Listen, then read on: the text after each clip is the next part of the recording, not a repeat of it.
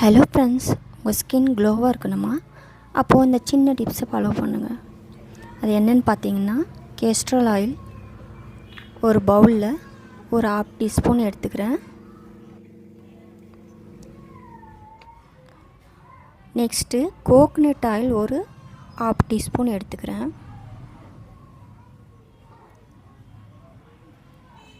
ஒரு 1/2 teaspoon rose water, இவ்வளோ தான். இது மூணையும் நம்ம என்ன பண்ணுறோன்னா மிக்ஸ் பண்ணுறோம். ஒரு 5 மினிட்ஸ் நீங்கள் என்ன பண்ணணுன்னா மிக்ஸ் பண்ணிகிட்டே இருக்கணும். இப்போ நான் மிக்ஸ் பண்ணிகிட்டே இருக்கும்போது பாருங்கள், அது எப்படி மாறிடுச்சுன்னு, க்ரீம் மாதிரி ஆயிடுச்சு. ஆயில் ஸ்கின் இருக்கிறவங்க இந்த க்ரீம் யூஸ் பண்ண வேண்டாம். ஃபுல்லாக ட்ரையாக இருக்கிறவங்க மட்டும் இந்த க்ரீமை நீங்கள் யூஸ் பண்ணலாம்.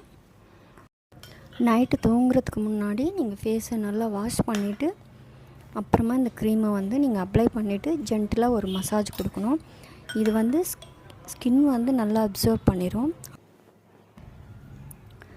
நான் உங்களுக்கு என் கையில் போட்டு காட்டுறேன். போடும்போதே உங்களுக்கு க்ளோ எப்படி ஆகுதுன்னு நீங்கள் பார்க்கலாம். இன்ஸ்டன்ட் க்ளோ ஆகும். பாருங்கள் எப்படி ஷைனிங்காக இருக்குது ஸ்கின்னு. இந்த மாதிரி ஃபேஸ்க்கும் நீங்கள் அப்ளை பண்ணும்போது உங்கள் ஸ்கின்னுமே அந்த மாதிரி ஆகும். இதே ரொட்டீனை நீங்கள் 2 or 3 months ஃபாலோ பண்ணணும். 1 day or 2 days ரிசல்ட் உங்களுக்கு கண்டிப்பாக வராது. நீங்கள் க்ரீம் யூஸ் பண்ணிவிட்டு ஃபேஸ் வாஷ் கூட பண்ணிக்கலாம், பண்ணாமல் கூட அப்படியே தூங்கலாம்.